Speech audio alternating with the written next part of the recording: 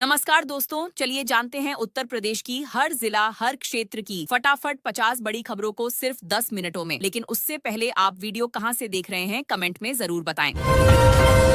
उत्तर प्रदेश सरकार जल्द ही गांवों में डिजिटल चौपाल शुरू करने जा रही है। इसके तहत ग्रामीण ऑनलाइन माध्यम से बिजली, राशन, पेंशन और भूमि विवाद जैसी सरकारी शिकायतें दर्ज करा सकेंगे। पंचायत भवनों में डिजिटल सुविधा केंद्र बनाए जाएंगे। अधिकारियों को तय समय सीमा में शिकायतों का समाधान करना होगा। सरकार का उद्देश्य गांवों में पारदर्शिता बढ़ाना और लोगों को सरकारी दफ्तरों के चक्कर से राहत देना है।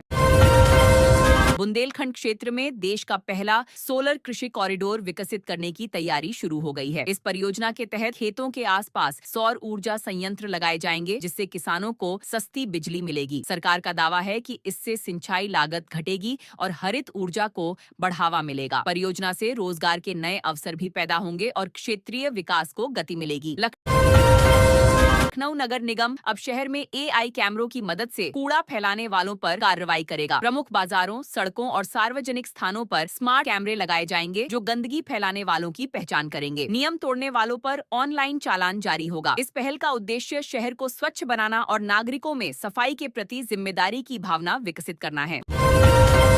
वाराणसी के घाटों पर श्रद्धालुओं और पर्यटकों की सुरक्षा बढ़ाने के लिए रात में गंगा सुरक्षा पेट्रोलिंग शुरू की जाएगी। पुलिस और जल सुरक्षा टीम नावों के जरिए घाटों की निगरानी करेगी। संवेदनशील क्षेत्रों में विशेष सुरक्षा व्यवस्था लागू रहेगी। प्रशासन का कहना है कि इस पहल से अपराधों पर रोक लगेगी और रात में घाटों पर आने वाले लोगों को सुरक्षित वातावरण मिल सकेगा। उत्तर प्रदेश रोडवेज यात्रियों की सुविधा बढ़ाने के लिए बसों में लाइव लोकेशन और ऑनलाइन सीट बुकिंग सिस्टम शुरू करने जा रहा है। यात्री मोबाइल ऐप के जरिए बस की स्थिति, आगमन समय और खाली सीटों की जानकारी प्राप्त कर सकेंगे। इस डिजिटल व्यवस्था से यात्रियों को लंबी कतारों से राहत मिलेगी और सफर अधिक सुविधाजनक तथा पारदर्शी बनने की उम्मीद है। प्रयागराज में कृषि विभाग ड्रोन तकनीक के जरिए फसलों की निगरानी शुरू करेगा। ड्रोन खेतों की तस्वीरें लेकर रोग, कीट और पानी की कमी जैसी समस्याओं की पहचान करेंगे। किसानों को मोबाइल पर तुरंत अलर्ट और सलाह भेजी जाएगी। अधिकारियों के अनुसार इस तकनीक से फसल नुकसान कम होगा, उत्पादन बढ़ेगा और किसानों को आधुनिक खेती अपनाने में मदद मिलेगी। नोएडा में देश का सबसे बड़ा इलेक्ट्रॉनिक पार्क विकसित करने की तैयारी तेज हो गई है। इस परियोजना में मोबाइल, चिप और इलेक्ट्रॉनिक उपकरण बनाने वाली कंपनियों को आधुनिक सुविधाएं उपलब्ध कराई जाएंगी। सरकार का दावा है कि इससे हजारों युवाओं को रोजगार मिलेगा और उत्तर प्रदेश इलेक्ट्रॉनिक्स निर्माण का बड़ा केंद्र बनकर उभरेगा। परियोजना से निर्यात बढ़ने और विदेशी निवेश आकर्षित होने की भी उम्मीद जताई जा रही है।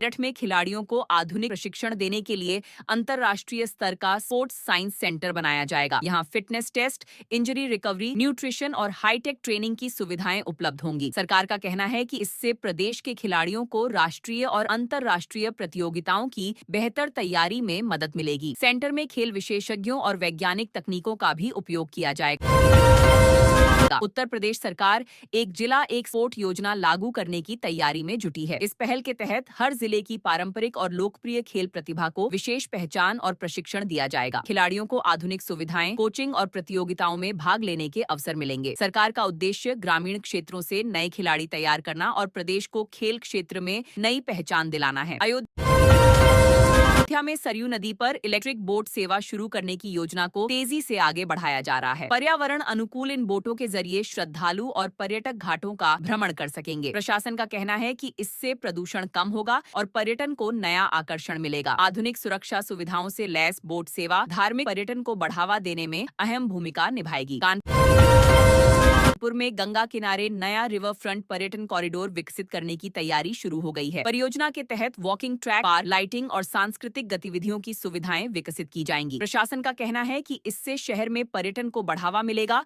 और लोगों को बेहतर मनोरंजन स्थल गंगा तट को स्वच्छ और आकर्षक बनाने पर भी विशेष ध्यान दिया जाएगा। उत्तर प्रदेश के सरकारी स्कूलों में अब बच्चों को बेसिक कोडिंग और डिजिटल शिक्षा सिखाने की तैयारी की जा रही है। नई पहल के तहत विद्यार्थियों को शुरुआती स्तर पर कंप्यूटर प्रोग्रामिंग, एप्स और तकनीकी ज्ञान दिया जाएगा। सरकार का उद्देश्य ग्रामीण और शहरी छात्रों के बीच डिजिटल अंतर कम करना है। इससे बच्चों में तकनीकी कौशल बढ़ेगा और भविष्य में रोजगार के नए अवसर खुल सकेंगे।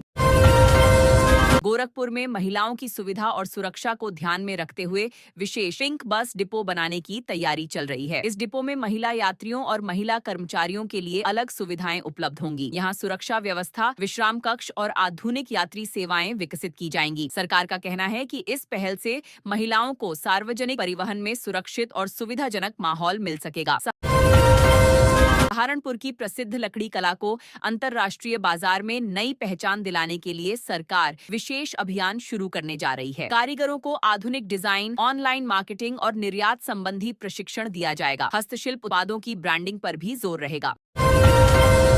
यूपी पुलिस साइबर अपराधों पर तेजी से कार्रवाई करने के लिए अब AI आधारित टूल का इस्तेमाल करेगी। नई तकनीक की मदद से फर्जी कॉल, ऑनलाइन ठगी और डिजिटल फ्रॉड के पैटर्न की पहचान आसान होगी। पुलिस अधिकारियों को विशेष प्रशिक्षण भी दिया जाएगा। सरकार का दावा है कि इससे साइबर अपराधियों तक तेजी से पहुंच बनाई जा सकेगी और लोगों की ऑनलाइन सुरक्षा मजबूत होगी। बरेली में आधुनिक पशु चिकित्सा रिसर्च सेंटर स्थापित करने की तैयारी शुरू हो गई है। इस केंद्र में पशुओं की बीमारियों पर शोध, नई दवाओं का परीक्षण और आधुनिक उपचार सुविधाएं उपलब्ध होंगी। पशुपालकों को प्रशिक्षण और तकनीकी सहायता भी दी जाएगी। सरकार का कहना है कि इससे दुग्ध उत्पादन बढ़ाने और पशुपालन क्षेत्र को मजबूत करने में मदद मिलेगी। किसानों के लिए मिट्टी हेल्थ कार्ड 2.0 अभियान जल्द शुरू किया जाएगा। नई व्यवस्था में मिट्टी की जांच के साथ डिजिटल रिपोर्ट और फसल अनुसार उर्वरक की सलाह दी जाएगी। किसानों को मोबाइल ऐप के जरिए जानकारी उपलब्ध कराई जाएगी। कृषि विभाग का कहना है कि इससे खेती की लागत घटेगी, उत्पादन बढ़ेगा और मिट्टी की गुणवत्ता बनाए रखने में मदद मिलेगी। आगरा में ताजमहल क्षेत्र को पूरी तरह ग्रीन ट्रांसपोर्ट जोन बनाने की तैयारी तेज हो गई है। इस योजना के तहत इलेक्ट्रिक बसें, ई-रिक्शा और बैटरी चालित वाहन चलाए जाएंगे। प्रदूषण कम करने के लिए पेट्रोल डीजल वाहनों की आवाजाही सीमित की जा सकती है। प्रशासन का कहना है कि इससे ताजमहल के आसपास का वातावरण स्वच्छ रहेगा और पर्यटकों को बेहतर अनुभव मिलेगा।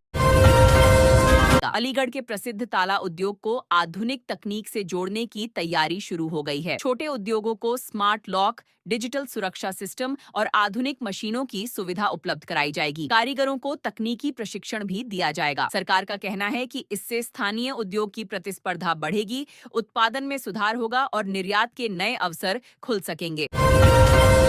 चित्रकूट में धार्मिक पर्यटन को बढ़ावा देने के लिए नया रोपवे बनाने की योजना पर तेजी से काम चल रहा है। रोपवे के जरिए श्रद्धालु प्रमुख धार्मिक स्थलों तक आसानी से पहुंच सकेंगे। प्रशासन का कहना है कि इससे यात्रा सुविधाजनक बनेगी और पर्यटकों का समय भी बचेगा। परियोजना से स्थानीय रोजगार और पर्यटन कारोबार को भी नई गति मिलने की उम्मीद है। उत्तर प्रदेश सरकार छोटे शहरों में यातायात सुविधा बेहतर बनाने के लिए मिनी मेट्रो जैसी परिवहन योजना पर काम कर रही है। इस परियोजना के तहत कम लागत वाले आधुनिक सार्वजनिक परिवहन सिस्टम विकसित किए जाएंगे। सरकार का कहना है कि इससे ट्रैफिक दबाव कम होगा और लोगों को तेज व सुविधाजनक यात्रा का विकल्प मिलेगा। कई शहरों में प्रारंभिक सर्वे की प्रक्रिया शुरू की जा चुकी है। उत्तर प्रदेश के युवाओं को आधुनिक तकनीक से जोड़ने के लिए फ्री ड्रोन ट्रेनिंग योजना शुरू करने की तैयारी हो रही है। प्रशिक्षण में ड्रोन संचालन, सर्वेक्षण और कृषि उपयोग की जानकारी दी जाएगी। सरकार का उद्देश्य युवाओं को रोजगार और स्वरोजगार के नए अवसर उपलब्ध कराना है। अधिकारियों का कहना है कि प्रशिक्षित युवाओं की मांग कृषि, सुरक्षा और औद्योगिक क्षेत्रों में तेजी से बढ़ रही है। मथुरा वृंदावन में श्रद्धालुओं की बढ़ती संख्या को देखते हुए स्मार्ट पार्किंग सिस्टम लागू किया जाएगा। नई व्यवस्था के तहत ऑनलाइन स्लॉट बुकिंग, डिजिटल भुगतान और पार्किंग की लाइव जानकारी उपलब्ध होगी। प्रशासन का कहना है कि इससे जाम की समस्या कम होगी और श्रद्धालुओं को वाहन पार्क करने में सुविधा मिलेगी। प्रमुख मंदिर क्षेत्रों में आधुनिक तकनीक आधारित पार्किंग सुविधाएं विकसित की जाएंगी। लखनऊ के सरकारी और निजी अस्पतालों में रोबोटिक सर्जरी सुविधाओं का विस्तार किया जाएगा। नई तकनीक से जटिल ऑपरेशन अधिक सटीक और सुरक्षित तरीके से किए जा सकेंगे। डॉक्टरों को विशेष प्रशिक्षण भी दिया जाएगा। स्वास्थ्य विभाग का कहना है कि इससे मरीजों की रिकवरी तेजी से होगी और बड़े शहरों की आधुनिक चिकित्सा सुविधाएं प्रदेश में और मजबूत बनेंगी। उत्तर प्रदेश में पहली बार ग्रीन पंचायत रैंकिंग शुरू करने की तैयारी की जा रही है। इस पहल के तहत स्वच्छता, जल संरक्षण, वृक्षारोपण और पर्यावरण संरक्षण के आधार पर पंचायतों का मूल्यांकन होगा। बेहतर प्रदर्शन करने वाली पंचायतों को विशेष पुरस्कार और अतिरिक्त विकास निधि दी जाएगी। सरकार का उद्देश्य गांवों में पर्यावरण के प्रति जागरूकता बढ़ाना और हरित विकास को बढ़ावा देना है। बाराबंकी के किसानों को औषधीय खेती के लिए विशेष प्रशिक्षण देने की योजना शुरू की जा रही है। किसानों को अश्वगंधा, तुलसी और अन्य औषधीय पौधों की खेती की आधुनिक तकनीक सिखाई जाएगी। कृषि विभाग बाजार और खरीद व्यवस्था से जुड़ी जानकारी भी उपलब्ध कराएगा। सरकार का कहना है कि इससे किसानों की आय बढ़ेगी और वैकल्पिक खेती को नया प्रोत्साहन मिलेगा। नोएडा इंटरनेशनल एयरपोर्ट के आसपास आधुनिक एरोसिटी क्षेत्र विकसित करने की योजना पर तेजी से काम चल रहा है। यहाँ hotel, business centre, shopping complex और मनोरंजन सुविधाएं विकसित की जाएंगी। सरकार का दावा है कि इससे निवेश और रोजगार के नए अवसर पैदा होंगे। परियोजना से नोएडा वैश्विक व्यापार और पर्यटन के बड़े केंद्र के रूप में उभर सकता है। उत्तर प्रदेश की जेलों में बंद कैदियों को अब आईटी और डिजिटल स्किल ट्रेनिंग देने की तैयारी शुरू हो गई है। कैदियों को कंप्यूटर संचालन, डेटा एंट्री और ऑनलाइन सेवाओं से जुड़ी जानकारी दी जाएगी। सरकार का उद्देश्य उन्हें आत्मनिर्भर बनाना और रिहाई के बाद रोजगार के अवसर उपलब्ध कराना है। इस पहल से सुधारात्मक व्यवस्था को भी नई दिशा मिलने की उम्मीद है। झांसी में पानी की बचत और बेहतर खेती के लिए स्मार्ट सिंचाई परियोजना शुरू की जाएगी। इस योजना में सेंसर और डिजिटल तकनीक के जरिए खेतों में जरूरत के अनुसार पानी पहुंचाया जाएगा। कृषि विभाग का कहना है कि इससे पानी की बर्बादी रुकेगी और किसानों की लागत कम होगी। परियोजना से सूखा प्रभावित क्षेत्रों में खेती को बड़ा लाभ मिलने की उम्मीद है। वाराणसी में विदेशी पर्यटकों की सुविधा के लिए मल्टीलिंगुअल हेल्प सेंटर खोला जाएगा। यहाँ अंग्रेजी सहित कई विदेशी भाषाओं में सहायता उपलब्ध होगी। पर्यटकों को होटल, यात्रा, सुरक्षा और धार्मिक स्थलों से जुड़ी जानकारी एक ही स्थान पर मिलेगी। प्रशासन का कहना है कि इससे विदेशी सैलानियों को बेहतर अनुभव मिलेगा और पर्यटन को नया बढ़ावा मिलेगा।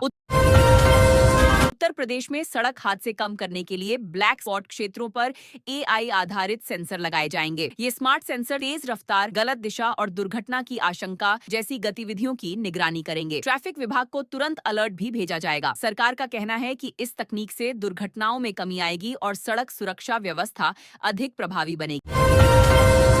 कुशीनगर एयरपोर्ट से अंतर्राष्ट्रीय उड़ानों की संख्या बढ़ाने की तैयारी तेज हो गई है। नए देशों के लिए सीधी उड़ान सेवाएं शुरू करने पर काम चल रहा है। प्रशासन का कहना है कि इससे बौद्ध पर्यटन को बड़ा लाभ मिलेगा और विदेशी पर्यटकों की संख्या बढ़ेगी। एयरपोर्ट पर यात्रियों की सुविधा के लिए आधुनिक व्यवस्थाओं का भी विस्तार किया जा रहा है। अमरोहा के प्रसिद्ध वाद्य यंत्र उद्योग को बढ़ावा देने के लिए विशेष निर्यात पैकेज देने की योजना तैयार की जा रही है। स्थानीय कारीगरों को आधुनिक डिजाइन, मार्केटिंग और अंतर्राष्ट्रीय बाजार से जोड़ने में सहायता दी जाएगी। सरकार का कहना है कि इससे उद्योग को नई पहचान मिलेगी और रोजगार के अवसर बढ़ेंगे। पारंपरिक कला को वैश्विक स्तर पर पहुंचाने पर भी जोर रहेगा।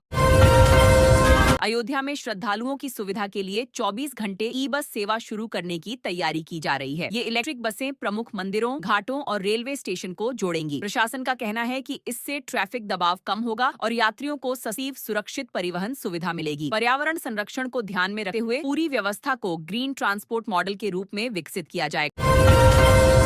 उत्तर प्रदेश के कॉलेजों में छात्रों को नवाचार और उद्यमिता से जोड़ने के लिए स्टार्टअप इनोवेशन क्लब शुरू किए जाएंगे। इन क्लबों में छात्रों को बिजनेस आइडिया, तकनीकी परियोजनाओं और स्टार्टअप प्रबंधन की जानकारी दी जाएगी। विशेषज्ञों के मार्गदर्शन में युवा अपने नए प्रोजेक्ट विकसित कर सकेंगे। सरकार का उद्देश्य युवाओं को रोजगार मांगने वाला नहीं बल्कि रोजगार देने वाला बनाना है। सोनभद्र में इको टूरिज्म को बढ़ावा देने के लिए नई जंगल सफारी योजना शुरू करने की तैयारी की जा रही है। पर्यटक जंगल क्षेत्र में प्राकृतिक सौंदर्य, वन्य जीव और स्थानीय संस्कृति का अनुभव कर सकेंगे। प्रशासन का कहना है कि इससे पर्यटन बढ़ेगा और स्थानीय लोगों को रोजगार मिलेगा। पर्यावरण संरक्षण को ध्यान में रखते हुए सफारी क्षेत्र में नियंत्रित और सुरक्षित पर्यटन व्यवस्था विकसित की जाएगी। महिला स्वयं सहायता समूहों को डिजिटल बाजार से जोड़ने के लिए ऑनलाइन मार्केटिंग प्लेटफॉर्म उपलब्ध कराया जाएगा। इस पहल के तहत महिलाएं अपने हस्तशिल्प, खाद्य उत्पाद और घरेलू सामान ऑनलाइन बेच सकेंगी। सरकार प्रशिक्षण और डिजिटल भुगतान की सुविधा भी देगी। अधिकारियों का कहना है कि इससे ग्रामीण महिलाओं की आय बढ़ेगी और उन्हें आत्मनिर्भर बनने में नई मदद मिलेगी। उत्तर प्रदेश में पहली बार स्मार्ट गांव प्रतियोगिता आयोजित करने की तैयारी शुरू हो गई है। प्रतियोगिता में डिजिटल सेवाएं, स्वच्छता, जल संरक्षण, शिक्षा और हरित विकास जैसे मानकों पर गांवों का मूल्यांकन किया जाएगा। बेहतर प्रदर्शन करने वाले गांवों को पुरस्कार और अतिरिक्त विकास सहायता मिलेगी। सरकार का उद्देश्य गांवों में आधुनिक सुविधाओं और नवाचार को बढ़ावा देना है। आईआईटी के सहयोग से प्रदेश के युवाओं को एआई और रोबोटिक्स की आधुनिक ट्रेनिंग दी जाएगी। प्रशिक्षण कार्यक्रम में मशीन लर्निंग, ऑटोमेशन और रोबोट डिजाइनिंग की जानकारी दी जाएगी। सरकार का कहना है कि इससे युवाओं को नई तकनीकी नौकरियों के अवसर मिलेंगे। विशेषज्ञों के मार्गदर्शन में छात्रों को उद्योगों की जरूरत के अनुसार व्यावहारिक प्रशिक्षण भी उपलब्ध कराया जाएगा। महाकुंभ 2027 की तैयारियों के तहत प्रयागराज में हाईटेक कंट्रोल सेंटर स्थापित करने की योजना पर तेजी से काम चल रहा है। इस सेंटर से सुरक्षा, ट्रैफिक, भीड़ प्रबंधन और आपात सेवाओं की निगरानी की जाएगी। आधुनिक कैमरे और एआई तकनीक का उपयोग किया जाएगा। प्रशासन का कहना है कि इससे करोड़ों श्रद्धालुओं को सुरक्षित और व्यवस्थित सुविधाएं उपलब्ध कराने में मदद मिलेगी।